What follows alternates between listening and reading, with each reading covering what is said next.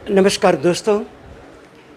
जब जिन्होंने जीवन में मुसीबत, समस्या, आपदाओं का सामना किया है ना, और ऐसे मुसीबत में सीखने के लिए विद्यालय आज कहाँ भी नहीं है, विश्व भर में नहीं है।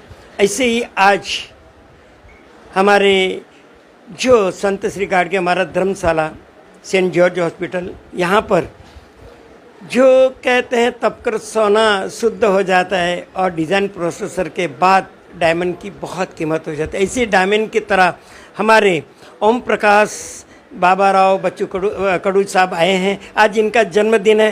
आपको जन्मदिन की ढेर सारी बधाई, आपकी तंदुरुस्ती बरकरार रहे और लंबी आयुष्य हो। और अमरावती के आपके जन्म स्थान है, तो मैं तो ये चाहता हूँ दोस्तों कि हमारे बच्चू कड़ू साहब अमर रहे, अमरावती में जन्म हुआ और अमर रहे। इनका कार्य जो गरीबों के प्रति जो सेवा करना, उनको ट्रीटमेंट कराना, कोई भी महाराष्ट्र के पेशेंट हो उनको लाकर उनको सेवा करना। तो मैं हमारे आदरणीय बच्चू कड़ू साहब से पूछना चाहता हूँ, आपके जीवन में ये जो खूबसूरत दया भाव का कुछ बताइए। हमारे प्रेक्षक देख रहे हैं और आपको जन्मदिन की ढेर सारी शुभकामनाएं।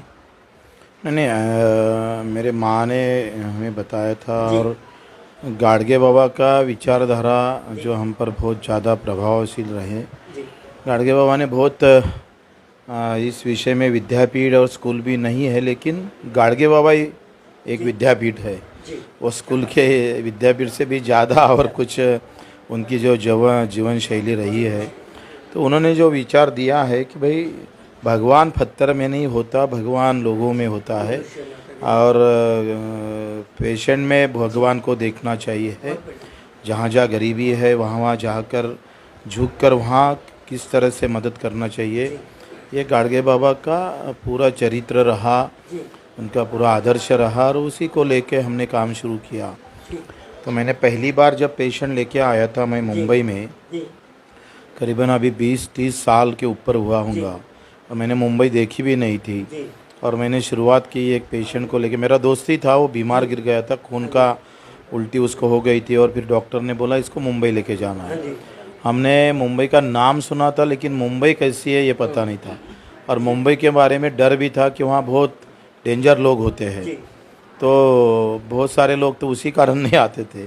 तो हम वो पेशेंट को जब पहली बार लेके आए तो हमारे पास क्या 2-3 हज़ार रुपये थे और पहले माँ ने मेरे कपास बेच के वो पैसे दिया था और हम आए तो फिर गाडगे बाबा धर्मशाला एकमात्र रहने का जगह थी, लेकिन वहाँ बहुत गर्दी थी इसलिए हमने परेल मैदान पे रुके थे। मैं 2 दिन वहीं सोया, वहीं रहा मैदान पे और वहाँ से शुरू की सेवा। पहली बार रक्तदान उस दिन से किया वही पेशेंट के लिए। उसको 1 महीना रहा और उसके साथ उसको बचाकर जब मैं गांव में वापस गया तो फिर लोगों को ऐसा महसूस हुआ कि ये बहुत पुण्य का काम है। लोग जब हमको मिलते रहे थे उनके जो चेहरे के हाव भाव होते वो बहुत ही आशीर्वाद रूपी थे। जिस तरह से मैं शिव सेना में काम करता था, ज़्यादातर मार झोड़ की बात होती थी और मैंने पहले बार ये महसूस किया था कि मारने से ज़्यादा बचाना बहुत ताकतवर होता है। मर्दांगी ये नहीं है कि किसी को मारे, मर्दांगी ये है कि उसको बचा सके और वो काम हमने जब शुरू किया तो आज लाखों पेशेंट अभी तक हुए हैं और अभी भी ये निरंतर सेवा हर जिले में हमारी चालू है।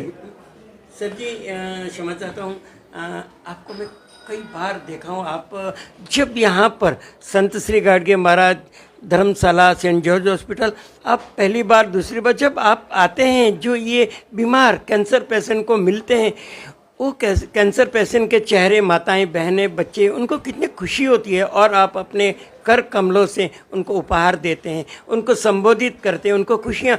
क्योंकि ये परदेश मुंबई कोई मिलने नहीं आता है, पर आप इतने सेवा के साथ आप मिलने आते हैं ना, आपका बहुत बड़प्पन है। क्यों कि प्यासे को पानी की ज़रूरत होती है, समुद्र को पानी की ज़रूरत नहीं होती है, रेगिस्तान को होती है। रेगिस्तान के तरह दुखी, पैसे नहीं, कैंसर से उनका सब कुछ चला गया है, चिंतित, मृत्यु सामने, पर आप जब आते हैं ना और उनको खुशी देते हैं, उन सब पेशेंट के देखिए चेहरे पर कितनी खुशी है।